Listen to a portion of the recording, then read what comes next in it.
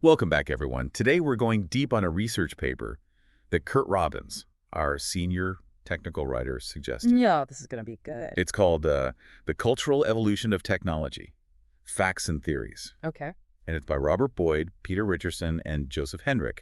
It's all about how humans, we adapt and survive in all these different environments, Yeah, right? yeah. And tools, how tools play a part. Yeah, it's amazing, isn't it? How we can just create, use tools, and boom, we're thriving in the desert, the Arctic, underwater, you name it. It really is. And this paper, it really digs into that, like the collective intelligence. Yeah, we always talk about individual inventors, those brilliant minds, but this paper really emphasizes that it's more than that. It's like this collective thing, Okay. over generations. Yeah. And it's like you take, for example, the central Inuit people Yeah? living in the Arctic. I mean, they've got like the caribou skin clothing, the snow houses, the tools they use for Okay, hunting. yeah, the harpoons and all those specialized tools. It's like a whole system perfectly designed for like one of the harshest places on Earth. It is. It makes you think, could you just, drop someone into the Arctic Right. with no knowledge and expect them to survive? No way. Not a chance.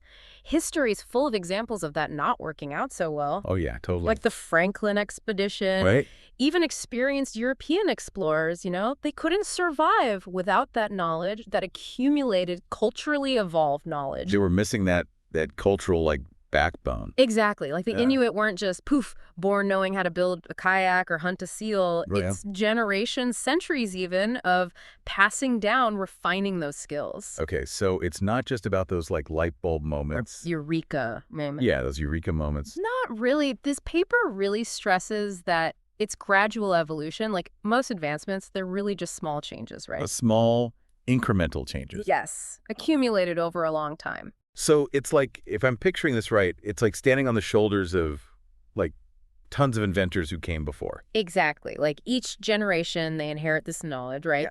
Make a few tweaks, maybe a little improvement here or there, and pass it on. The paper uses the example of the North American axe. Ooh, yeah. I'm interested to hear about that. Yeah, so it started with a European design. Pretty basic, right? Small head, kind of rounded. Okay. But American blacksmiths, over time, they started making these tiny changes, like bigger head, flatter surface. They changed the angle, Yeah. and it became the American felling axe. Way more efficient. Chopping, hammering, you name it.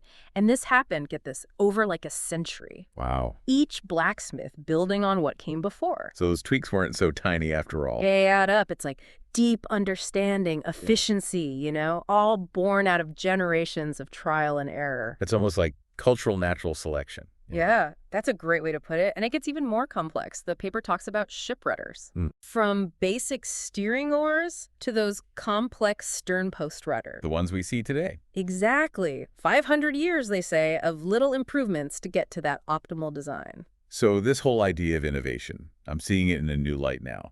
But I got to ask, this whole cultural evolution thing, isn't that unique to us? Ah, that's where it gets really interesting. The paper challenges that assumption. Really? So are we talking chimps using sticks to fish for termites? I mean, that's pretty impressive. Chimps are cool, but think even smaller. The village weaver bird Okay. builds his incredibly intricate nests, multiple chambers all woven together perfectly. I've seen those. They look like little hanging baskets. Exactly. And the thing is, they don't learn it socially. Yeah. It's instinct. It's like an algorithm passed down genetically. So you don't need like big brains or social learning to have complex technology. It's mind-blowing. Right. And it goes even further. Termites, building those mounds, spiders and their webs, even amoebas, single-celled organisms, create tiny houses out of sand grains. Wow, I never... Complexity doesn't always equal human ingenuity. Okay, my mind is officially blown. Yeah. So if this cultural evolution is happening everywhere, what makes us, humans, so special? It's the speed. Human cultural evolution is just, boom, so much faster than genetic evolution. Yeah, like think about it. In the 20th century, we went from no electricity to smartphones. In the blink of an eye, practically. Right. And lactose tolerance, that took thousands of years to spread. Exactly. And that difference, that speed, that's what lets us adapt and innovate so quickly. But the question is how? How does it spread so fast? Right. It's not just because we're smart, right? Right. What does the paper say? Well, one idea is cognitive biases or attractors. Oh, okay. It sounds complicated. Not really. Think about it. We like patterns, right? Even if it's random data, we'll see lines, curves, trying to make sense of it. I guess so, yeah. That bias towards simplicity, it affects how knowledge is passed down. Certain traits become dominant. Maybe not even the best solution, but the simplest. So our brains like to take shortcuts, and those shortcuts shape what we learn and teach. Exactly. But it's not that straightforward. The paper also says there's huge diversity in tools and techniques across cultures. That's true. Can't be just a few universal biases, right? Yeah, if it were just biases, wouldn't we see the same tools everywhere? Exactly. Think of the Plains Indian bow. Super complex, perfect for hunting on horseback. Right. That level of adaptation, it points to something deeper, more than just simple bias. So it's not just about copying what we see, it's learning. It's cultural transmission and the challenges of our environment, all mixed together. You got it. And that brings us to the big question, the core of the paper. How do these complex cultural adaptations happen? How do they improve when they're built on, like, generations of knowledge? It really makes you think about how we got to where we are today. Yeah, and how those hidden mechanisms, they're shaping everything. The tools we use, even the beliefs we hold. Let's dive into those mechanisms. This is fascinating. Okay, let's start with an interesting idea. Individual learning, even if it's rare, can have a huge impact on a whole population. So the paper, it talks about this model by Alan Rodgers, and in this model, you've got a population, and individuals, they can either learn something new, which takes effort, or they can just copy someone else. Okay, so there's a cost to learning new stuff, like a cost-benefit analysis for culture, basically. Right. You're weighing the effort of figuring it out yourself versus, like, just copying someone who already knows. Makes sense. And as long as the new thing, the behavior, is worth the cost, you get this mix of learning and imitating in the population. So even if it's just a few individuals who are innovating, those new discoveries, they kind of trickle out through everyone else. Exactly. Gradual improvement over time. But doesn't that create a problem? Like, what if everyone just focuses on imitating? Where do the new ideas come from? You've hit the nail on the head. That's Rodgers' paradox. Too much copying and innovation stalls. Yeah, it's like a cultural dead end. So the paper suggests a couple of ways out of that paradox. Okay, how do we avoid getting stuck? One way is population structure. Like, imagine groups that are kind of isolated, but they still have some contact. Innovations can spread within those groups, and then maybe later get shared with others. So it's like little pockets of experimentation. And then those good ideas get shared with the wider world. Exactly. It promotes diversity, resilience. And what's the other solution? Selective learning. We're not just mindless copycats. We're pretty good at figuring out who to learn from. Oh, yeah, we look up to certain people, like the experts. Right. The paper talks about Fijian food taboos. Pregnant women, they avoid certain reef fish. Interesting. Turns out, those fish have toxins. Bad for pregnancy. Wow.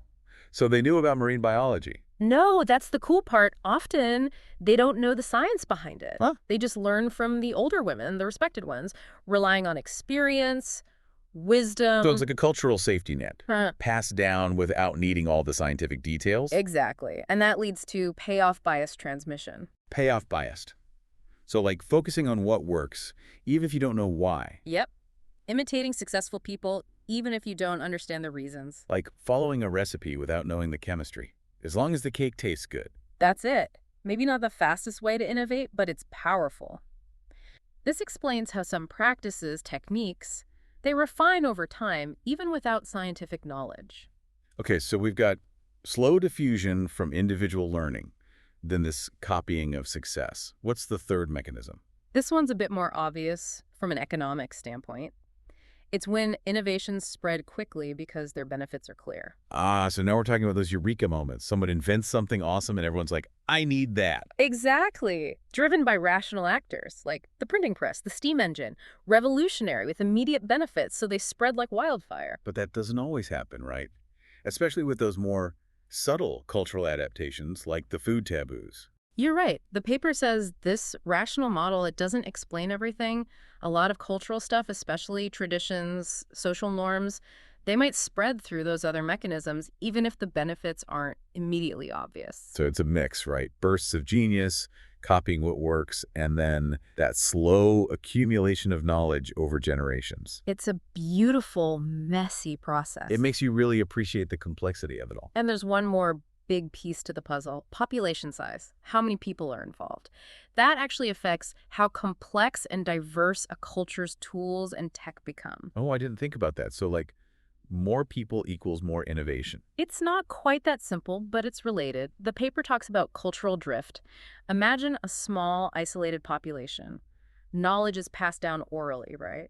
If the one person who knows how to build a certain type of canoe dies, that knowledge is gone. Poof, just like that. It's like a game of telephone, but with culture. Yeah, and in smaller groups, those innovations are more likely to just disappear. Random chance leads to a simpler toolkit, even if those lost technologies were useful. It makes you wonder how much knowledge has been lost throughout history, just because the right people weren't around to pass it on. It's a big question for anthropologists. The paper mentions the Tasmanians. They lived on an island, isolated from Australia for a long time. Oh yeah, I've heard of them. They had a pretty simple toolkit, right, compared to other Aboriginal groups. Exactly. And that's the point. Isolated from that larger cultural network, their tools became simpler, maybe because of this cultural drift. Shows you how important connection is for keeping knowledge alive, for moving forward. So being part of a bigger network, it's like a safety net for culture. Protects knowledge, helps new ideas spread. Right. The paper mentions research by Klein and Boyd. They found a link between population size and tool complexity in Oceania. Bigger islands, more interconnected, they had more diverse tools and techniques. So it's not just about individual smarts or even how those ideas spread. The size of the group matters too. It's all connected. It's this web of factors influencing how cultures evolve. But even with all we've learned, there are still mysteries. Oh, like what? What are researchers still puzzled about? One of the big ones is heritability. In cultural evolution, I mean. We know that cultural traits, like technology, they stick around, sometimes for generations. But how? How does that information get preserved, transmitted so accurately at a population level? We don't really know. It's like we can see the results. Different cultures, they have their own traditions, their own technologies. Like there's a blueprint, but we haven't found the cultural DNA yet. Yeah, exactly. Is it just really careful copying? Or are there other forces at play? Do we have this tendency to just go along with the crowd, even when the crowd's wrong? That's a good question. How much of what we learn is actually conscious, deliberate, and how much is just like automatic, subconscious? Right. And that leads to another big question the paper brings up, the role of understanding. We talked about copying success, but how much do people really need to understand why things work? For those technologies to evolve and get better, I mean. It's like, how many people really understand how their smartphone works or their car, but we still use them? We even contribute to their development. Right. On the one hand, you'd think deep understanding is crucial for innovation. But then we've got those Fijian food taboos. Sometimes effective practices, they just emerge, spread through observation, social learning, no deep scientific knowledge required. So maybe it's a spectrum. Yeah. Some innovations need that spark of genius, the deep knowledge, while others, they kind of bubble up through trial and error, spread through social networks. That's a good possibility. Yeah. And it probably depends on the technology itself, how complex it is, and the environment, what challenges it needs to solve. Lots to explore there. This whole deep dive has really changed how I think about technology. It's not just about individual inventors. It's this whole dynamic process. Culture, environment, even a little bit of luck, all playing a part. I agree. It shows the power of collective intelligence, how we as humans, we've used this cultural evolution to not just survive, but thrive in all kinds of environments. I'm definitely going to look at the tools I use every day a little differently now, thinking about all the history, all the people who came before who made this possible. It's amazing, isn't it? It is. And hey, maybe I'll even come up with my own innovation someday, even if it's just a better way to organize my desk. You never know. But even if you don't, the important thing is to keep that curiosity going. Keep exploring. The world of human culture, technology, it's always changing, always fascinating. Well said. And big thanks to Curt Robbins for pointing us to this paper by Robert Boyd, Peter Richardson, and Joseph Henrich. It was a great read. That's all for this deep dive, everyone. Until next time, keep those minds curious.